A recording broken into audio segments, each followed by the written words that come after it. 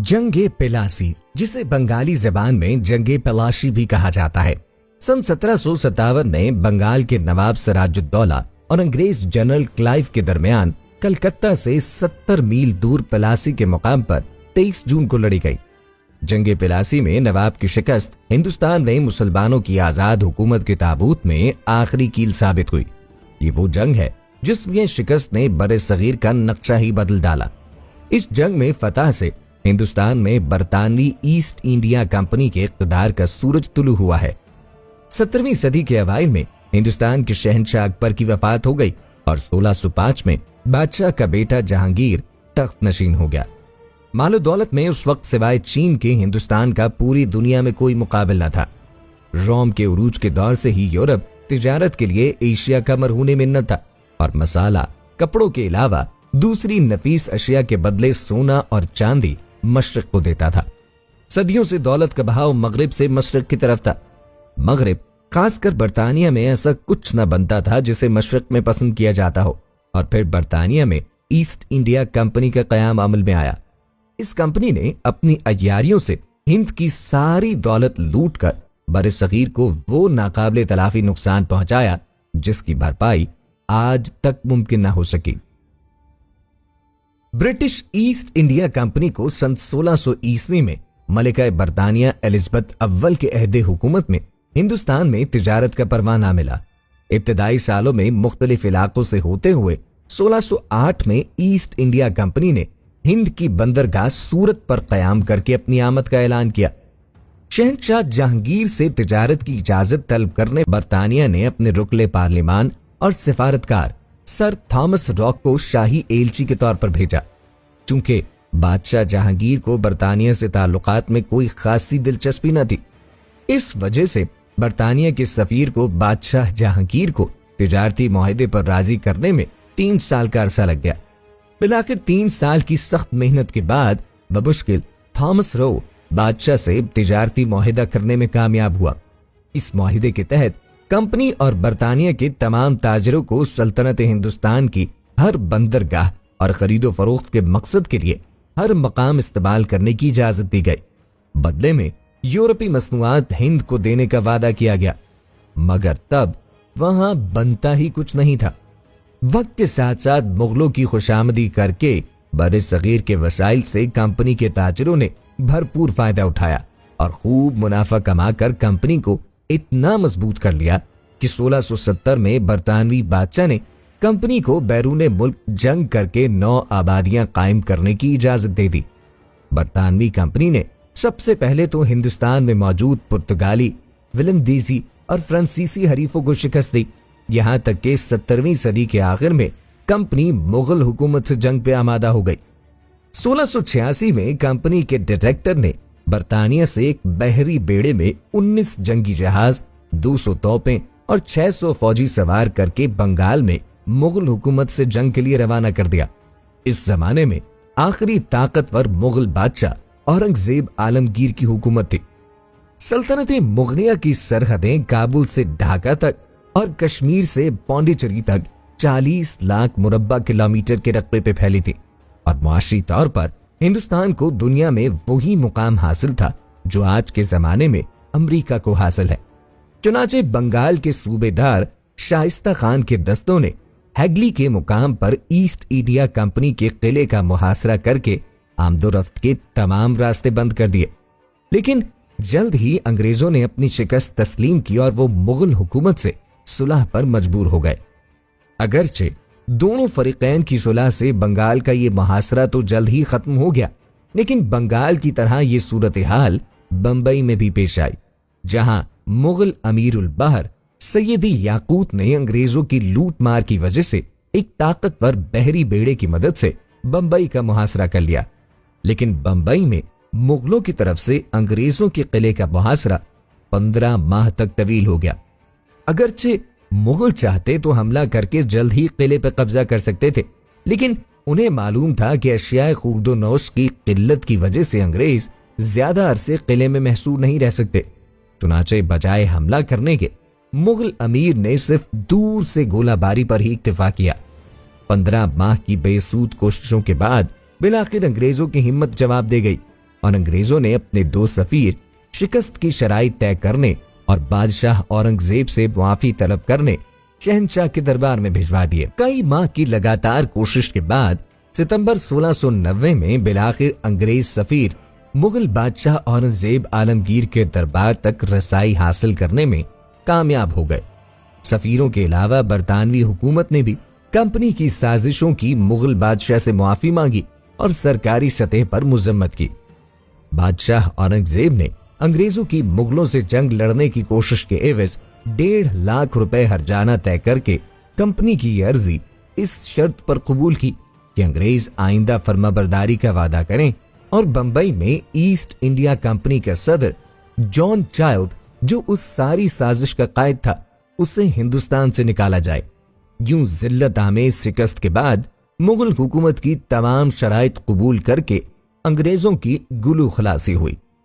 बहरहाल, अगर मुगलों का यह आखिरी ताकतवर बादशाह औरंगजेब अंग्रेजों को उस वक्त मुआफी न देता और उन्हें हिंदुस्तान से बाहर निकाल देता तो बरे सगीर पर कभी अंग्रेज हुकूमत न कर सकते थे। लेकिन अंग्रेजों ने मुगल बादशाह की इस मुआफी का भरपूर फायदा उठाया। 1707 में बादशाह औरंगजेब की वफात के साथ ही हिंदुस्तान में मुगलिया सल्तनत का जवाल भी शुरू हो गया। औरंगजेब अजीम मुगल शहंशाहों में सबसे आखिरी साबित हुआ। अपने दौरे हुकूमत में औरंगजेब ने मुगल सल्तनत को हर तरफ फैला दिया था।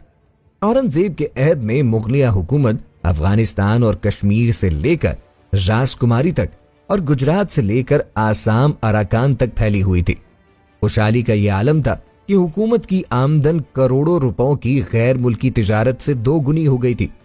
अपनी मौत के वक्त औरंगजेब इतनी बड़ी और खुशहाल सल्तनत छोड़ के गया था जिसकी मिसाल हिंदुस्तान की तारीख में नहीं मिलती। लेकिन ये मुगलों की बदकिस्मती थी कि इस शानदार सल्तनत को संभालने के लिए जिन दानिशमंद जानशीनों की जरूरत थी वो औरंगजेब के बाद मुगलिया सल्तनत को कभी मुयस्सर न हो सके। बादशाह की वफात के बाद शहजादों के दरमियान तख्त के लिए निहायत खूनरेजी हुई और इस खाना जंगी की वजह से रफ्ता रफ्ता मुगलिया सल्तनत कमजोर होती गई।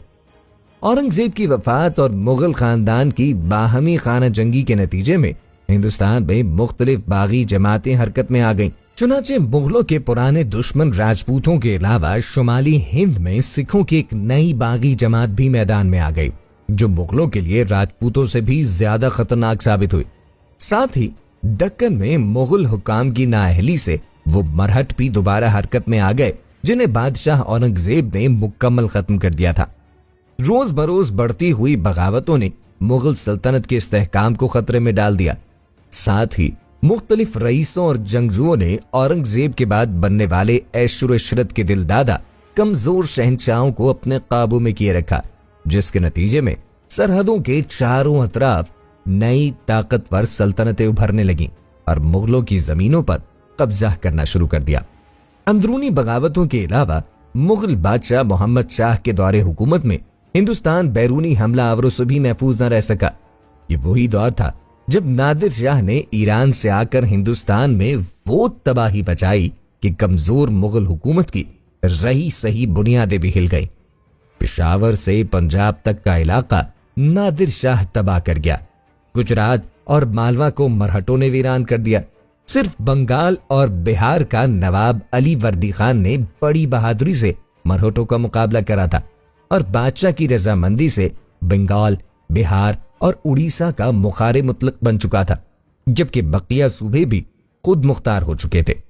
हिंदुस्तान का नुकसान यहीं पर खत्म नहीं हुआ, बल्कि इस नुकसान की इंतहा तो तब हुई जब जुनूबी हिंद और दक्कन में अंग्रेज और फ्रांसीसी भी इतने ताकतवर हो गए कि वो गैर मुल्की होने के बावजूद अपने अपने इक़्तिदार के लिए जंग लड़ रहे थे। गर्ज कि मुगल हुकूमत सिर्फ दिल्ली और गिरदो नवाह तक महदूद होकर रह गई थी और कमजोर मुगल बादशाहों की हिंदुस्तान में कोई वक़्त न रह गई थी। चुनाचे मुगल हुकूमत में होने वाली इस खाना जंगी और लाकानूनियत का बरतानवी ईस्ट इंडिया कंपनी ने भी भरपूर फायदा उठाया। कंपनी ने हिंदुस्तान के मुकामी अफराद पर मुश्तमिल जदीद जंगी साजो सामान से लैस एक ऐसी फौज तैयार की जिसे बरतानिया में सनती इनकलाब की बदौलत अपने हरीफों पर जंगी टेक्नोलॉजी में खासी बरतरी हासिल थी। चुनाचे मुगल बादशाह अहमद शाह के दौर में कर्नाटक में अंग्रेजों और फ्रांसीसियों के दरमियान 1749 में होने वाली तारीखी जंग में कर्नाटक का नवाब अनवरुद्दीन मारा गया और इस जंग में फ्रांसीसियों ने अंग्रेजों पर फतह हासिल की। लेकिन इस फतह के 2 साल बाद ही अंग्रेजों ने फ्रांसीसियों को शिकस्त देकर नवाब अनवरुद्दीन के बेटे मोहम्मद अली को कठपुतली नवाब बनाकर कर्नाटक पे कब्जा हासिल कर लिया और इस फतह से अंग्रेजों का हिंदुस्तान की सल्तनत में उरूज शुरू हुआ। अंग्रेजों की ये छोटी मगर मौसर फौज रफ्ता रफ्ता मुगलों, मरहटों, सिखों और मुकामी नवाबों की पुरानी टेक्नोलॉजी से मुसल्लह बड़ी अफवाज को शिकस्त देती गई और अंग्रेज आहिस्ता आहिस्ता पूरे हिंदुस्तान में फैलते चले गए। चुनाचे कर्नाटक के बाद अंग्रेजों ने दक्कन के निजाम सलाबत जंग को इत्तेहादी बनाकर दक्कन पर इक़्तिदार हासिल कर लिया। कर्नाटक और दक्कन के बाद अब अंग्रेजों की नजर बंगाल, बिहार और उड़ीसा पर थी। बंगाल बरसगीर की अमीर तरीन नीम खुद मुख्तार रियासत थी। मुगल हुकूमत को 50% आमदन बंगाल की रियासत से ही होती थी। बंगाल सिर्फ हिंदुस्तान ही में नहीं बल्कि पूरी दुनिया में टेक्सटाइल और जहाज साजी का बहुत बड़ा मरकज समझा जाता था। इलाके के लोग रेशम, सूती मलबूसात, स्टील, पोटाशियम नाइट्रेट और ज़रई और सनती सामान बरामद करके खूब कमाते थे। लेकिन बंगाल हथियाने की इस कोशिश में अंग्रेजों को सबसे ज्यादा खतरा बंगाल के नवाब सिराजुद्दौला का था, जो बंगाल में अंग्रेजों की मौजूदगी के सख्त खिलाफ था। मिर्जा मोहम्मद सिराजुद्दौला अल मारूफ नवाब सिराजुद्दौला बंगाल, बिहार और उड़ीसा का आखिरी हकीकी आजाद हुक्मरान था। नवाब सिराजुद्दौला के वालिद ज़ैनुद्दीन बिहार के हाकिम थे, जबकि वालिदा बंगाल के नवाब अली वर्दी खान की सबसे छोटी बेटी थी। चूंकि नवाब अली वर्दी खान की कोई नरीना औलाद न थी, इसीलिए नवाब अली वर्दी खान ने सिराजुद्दौला को अपनी जिंदगी ही में अपना जानशीं मुकर्रर कर दिया था। चुनाचे 1756 में नवाब अली वर्दी खान की वफात के बाद 23 साल की उम्र में नवाब सिराजुद्दौला ने बर्रे सगीर की अमीर तरीन रियासत बंगाल का तख्त संभाल लिया। नवाब सिराजुद्दौला को शुरू से ही बंगाल में अय्यार अंग्रेजों की मौजूदगी नागवार थी, जो बड़े सगीर में तिजारत की आड़ में अपना असर रसूख बढ़ाते जा रहे थे। दूसरी जानिब ईस्ट इंडिया कंपनी भी नवाब की अपने बारे में मुखालिफत अच्छे से जानती थी। चुनाचे कंपनी ने नवाब के तख्त नशीन होते ही नवाब के खिलाफ साजिशें शुरू कर दी। कंपनी ने नवाब की इजाजत के बगैर कलकत्ता में अपने किलों की तोसी शुरू कर दी और अपने सिपाहियों की तादाद भी बढ़ा दी, जो मुआहिदों की खुली खिलाफ वर्जी थी। इसके अलावा अंग्रेजों ने बंगाल के कुछ ऐसे अफसरान को पनाह दी हुई थी जो रियासत बंगाल के खजाने में खुर्द बुर्द के मुजरिम थे, जबकि अंग्रेज खुद भी बंगाल की कस्टम ड्यूटी में चोरी करते पकड़े गए थे। इन वजूहात की बिना पर नवाब और अंग्रेजों में मुखालिफत की शदीद फिजा पैदा हो गई। पहले तो नवाब ने कंपनी को पैगाम भेजा कि अपनी हुदूद में रहते हुए तिजारत करें और फोर्ट विलियम के दायरे कार में इजाफा न करे। लेकिन जब कंपनी फिर भी बाज न आई तो नवाब सिराजुद्दौला ने अंग्रेजों को कलकत्ता से निकालने के लिए फौजी मुहिम शुरू की। चुनाचे जून 1775 में नवाब ने कलकत्ता पर हमला करके अंग्रेज किला विलियम अपने कब्जे में ले लिया और अंग्रेज कैदियों को अंग्रेज किले की काल कोठड़ी में कैद कर दिया। बादअज़ा इस काल कोठड़ी में दम घुटने की वजह से बेशतर अंग्रेज कैदी दौरान कैद मर गए। इस वाक़े को अंग्रेजों ने ब्लैक होल का नाम दिया। जब अंग्रेजों को यह यकीन हो गया कि वो बंगाल के नवाब को जंगी मैदान में शिकस्त नहीं दे सकते, तो उन्होंने नवाब के मुखालिफिन के साथ रवाबित शुरू कर दिए। इन मुखालिफिन में सर फहरिस्त बंगाल की फौज का सिपा सालार मीर जाफर अल मशहूर गद्दारे बंगाल था। मीर जाफर बंगाल के मरहूम नवाब अली वर्दी खान का बहनोई था, जो कि फितरतन एक लालची इंसान था। अंग्रेजों ने उस गद्दार की लालची फितरत को भांपते हुए उसे नवाब के खिलाफ कंपनी की मदद के बदले फतह की सूरत में बंगाल की नवाबी का लालच देकर अपने साथ मिला लिया। दूसरे मुखालिफिन में नवाब की खाला घसीटी बेगम, पूर्णिया जिले का नवाबो चचेरा भाई शौकत जंग और बंगाल के बैंक के सरबराह खानदान से मेहताब चंद और स्वारूप चंद शामिल थे। नवाब सिराजुद्दौला ने अपनी खाला की साजिश से बाखबर होने के बाद उसकी सारी जायदाद जब्त कर ली और उसका हुकूमती ओहदा मीर जाफर को दे दिया, जिसने अपनी गद्दारी से बंगाल को नाकाबिले तलाफी नुकसान पहुंचाया। बहरहाल अपनी खाला की साजिश से निमटने के बाद नवाब ने शौकत जंग की तरफ तवज्जो मबजूल की और 16 अक्टूबर 1756 को सिराजुद्दौला ने राजा राम नारायण की मदद से शौकत जंग को बिनहारी के मुकाम पर शिकस्त दी। इस जंग में शौकत जंग मारा गया। इस तरह नवाब सिराजुद्दौला ने फोर्ट विलियम और कलकत्ता के साथ पूर्णिया का इलाका भी फतह कर लिया। लेकिन इस दौरान नवाब की तरह नवाब के अंदरूनी और बैरूनी दुश्मनों ने भी अपनी सरगर्मियां जारी रखी और मद्रास, जो कि हिंदुस्तान में अंग्रेजों का सबसे मजबूत गढ़ था, जनरल क्लाइव और वॉटसन बर्री और बहरी अफवाज लेकर मुख्तलिफ इलाकों पर कब्जा करने लगी।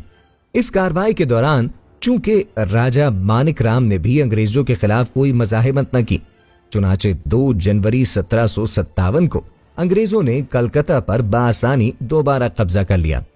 जब नवाब ने कलकत्ता का रुख करना चाहा तो गद्दारों ने कंपनी को खुफिया पैगामात पहुंचाना शुरू किए और 4 फरवरी 1757 को क्लाइव ने हंगामी तौर पर नवाब के फौजी खेमों पर हमला कर दिया।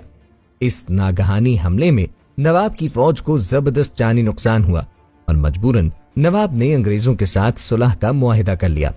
इस मुआहिदे के तहत बंगाल के तमाम मकबूजात दोबारा कंपनी को वापस मिल गए। इसके अलावा तावान के तौर पर अंग्रेजों को सिक्का साजी और किलाबंदियों के हुकूक भी दिए गए। लेकिन इस मुआहिदे के बावजूद नवाब और अंग्रेजों के दरमियान ये सुलह आर्जी साबित हुई और 5 माह बाद ही ये मुआहिदा खत्म हो गया। कंपनी ने नवाब की मर्जी के खिलाफ फ्रांसीसी मकबूजात पर कब्जा करना शुरू कर दिया, जिसके नतीजे में कुछ फ्रांसीसी नवाब के पास पनाह लेने आ गए, जिन्हें अंग्रेजों ने नवाब से वापस मांगा। लेकिन नवाब ने अंग्रेजों को इनकार कर दिया। चुनाचे अब नवाब और अंग्रेजों के दरमियान जंग तकरीबन नागुजीर हो चुकी थी।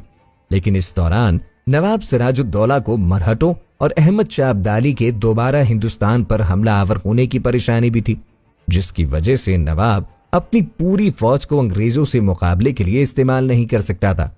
चुनाचे अब नवाब ने अंग्रेजों के खिलाफ फ्रांसीसियों से इत्तेहाद कर लिया। दूसरी जानिब गद्दारों से राब्ते में रहकर अंग्रेजों ने नवाब की हर हरकत पे नजर रखी हुई थी।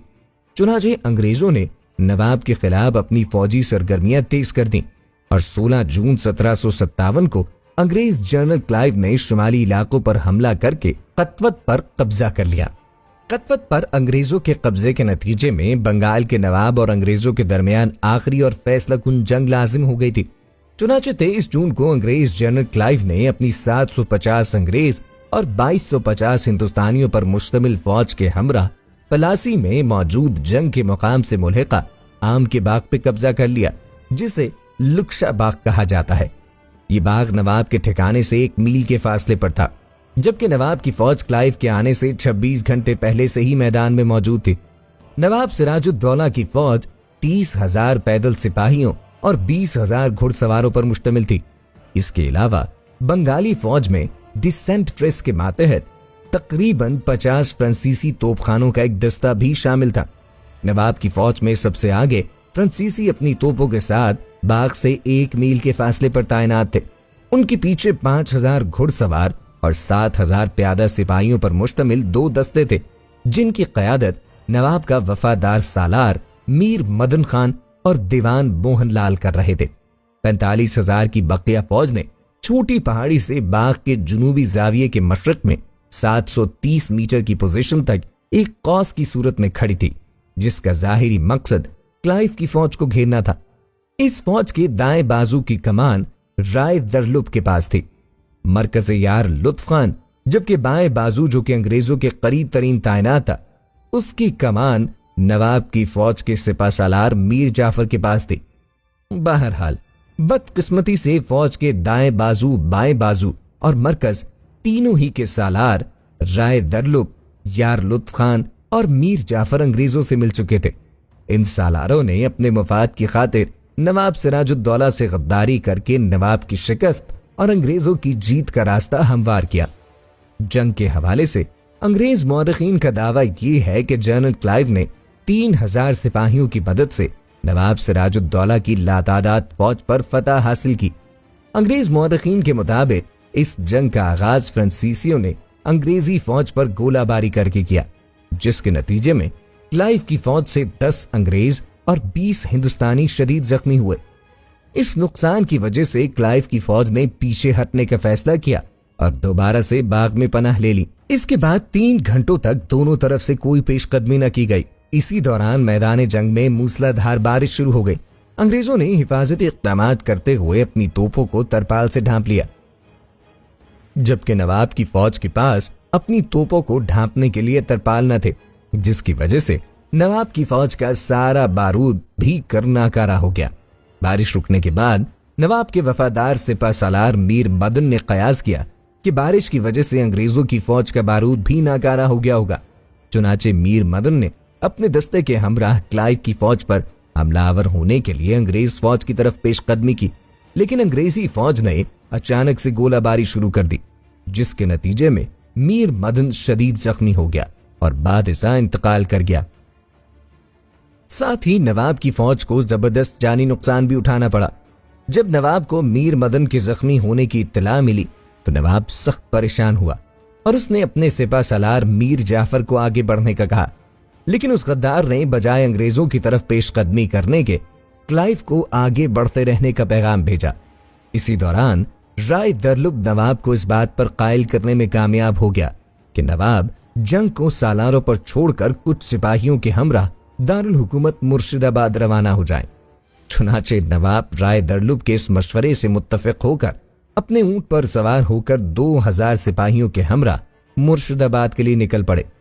दूसरी तरफ मैदान जंग में अंग्रेज फौज ने फ्रांसीसियों और नवाब की वफादार फौज पर गोलाबारी जारी रखी, जबकि मीर जाफर इस दौरान लाताल्लुक खड़ा रहा और उसने नवाब के ताक़ुब में सिपाही रवाना कर दिए। और यूं पिलासी की इस जंग में अंग्रेज ने मीर जाफर की गद्दारी की बदौलत अपनी अय्यारी से फतह हासिल की। हालांकि तारीखी रिवायात के मुताबिक मीर जाफर ने कुरान पर हाथ रखकर नवाब को अपनी वफादारी का हलफ दिया था। बहरहाल मुसलमान मौरखीन अंग्रेज मौरखीन के इस दावे से कि जनरल क्लाइव ने सिर्फ 3000 सिपाहियों की मदद से नवाब सिराजुद्दौला की लातादाद फौज पर फतह हासिल की मुत्तफिक नहीं, क्योंकि खुद नवाब की फौज का बेशतर हिस्सा जनरल क्लाइव के साथ मिला हुआ था, जिसकी वजह से नवाब की शिकस्त इस जंग में यकीनी थी। इस पर भी अगर नवाब सिराजुद्दौला का अहम और वफादार सिपह सालार मीर मदन न मारा जाता तो नतीजा कुछ और होता। उस सिपह सालार को जो मीर जाफर के साथ इस गद्दारी के मंसूबे में शरीक न था, मौका पाते ही मीर जाफर के आदमियों ने कत्ल कर दिया।